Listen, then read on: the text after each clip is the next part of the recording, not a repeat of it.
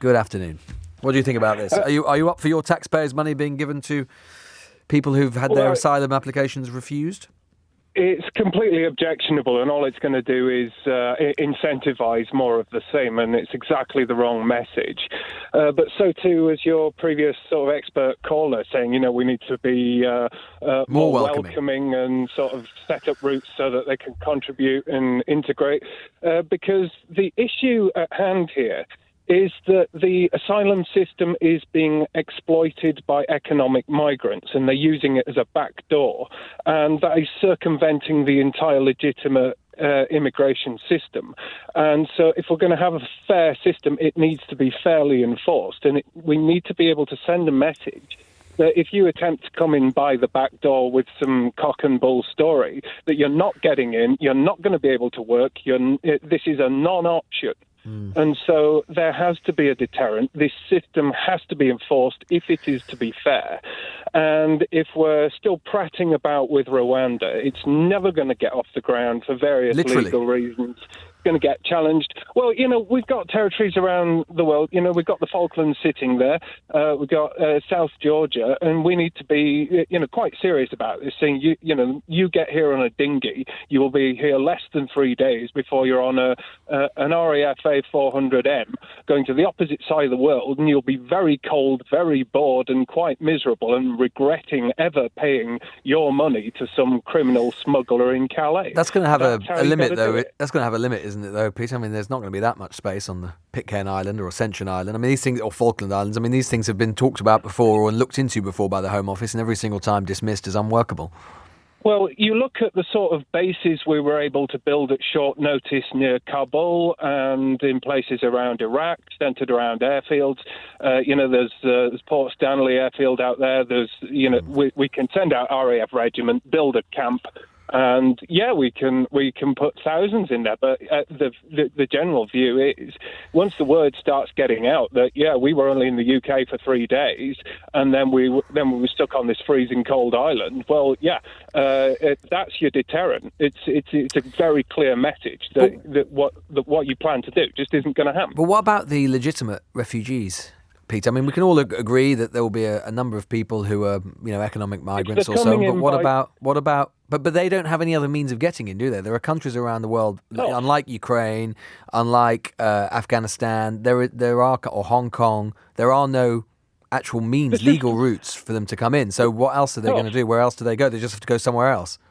We don't want them. But what happens if every country says we don't want them? And they're legit, they're actually fleeing persecution. They're going to get killed in their own country. I mean, on that base, they'll just be dead. Well, the concept of refuge is generally that you want people to return to their place of origin after the war, because we're going to find this with Ukraine, with loads and loads of people being displaced, who've been accepted. That's not always the case. I mean, for example, they will never go back. Well, indeed. I mean, that would happen with Jews, and that many of them did not go back to West Germany or East Germany after the Second World War. We wouldn't have expected them to, would we? You're going to be dealing with a completely depopulated Ukraine with no young people to rebuild and an aging population. There's still about late 30s million people in Ukraine, Peter. I don't think we need to worry about it being too depopulated. And many of them do want to go back. That's not what I'm reading. Many of them do want to go back, of course. But I'm just trying to ask you, I'm trying to just get to the what do we do with people? Of course, there will be people who maybe trying their luck. Okay, fine, let's accept that. But you would accept in an era where the world is becoming more unstable, there are more failed states, there will be people who have legitimate and rightful claims to asylum. What do we do about those? We just say, shrug our shoulders. Well, you've got the basic refuge concept, and this is where we could use our foreign aid budget. We can have refugee camps. There's no reason why we should be taking refugees from all over the world. This is a very broken idea that people have that we should be the world's sort of safety boat. So there's a famine. There's a famine going on in Sudan at the moment. Many tens of thousands of people. Refugee camps.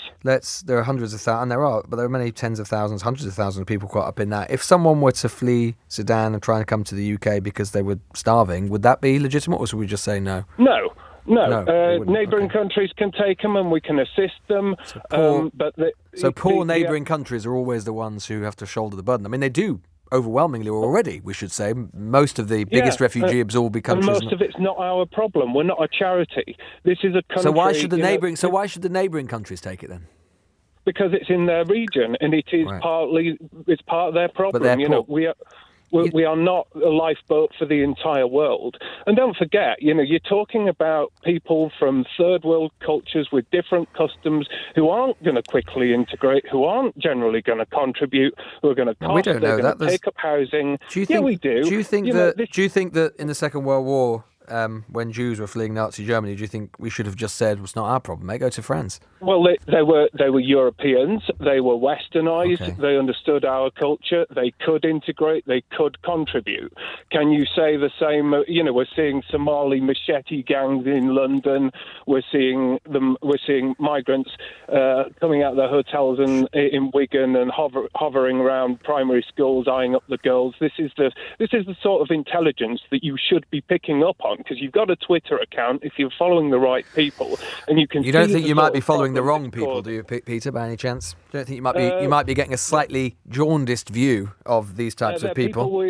They're people with cameras, and who are actually going out and blogging. So there's about 150,000 people. About 150,000 people were accepted by the UK for asylum last year. You think the vast majority of those are involved in machete gangs, do you?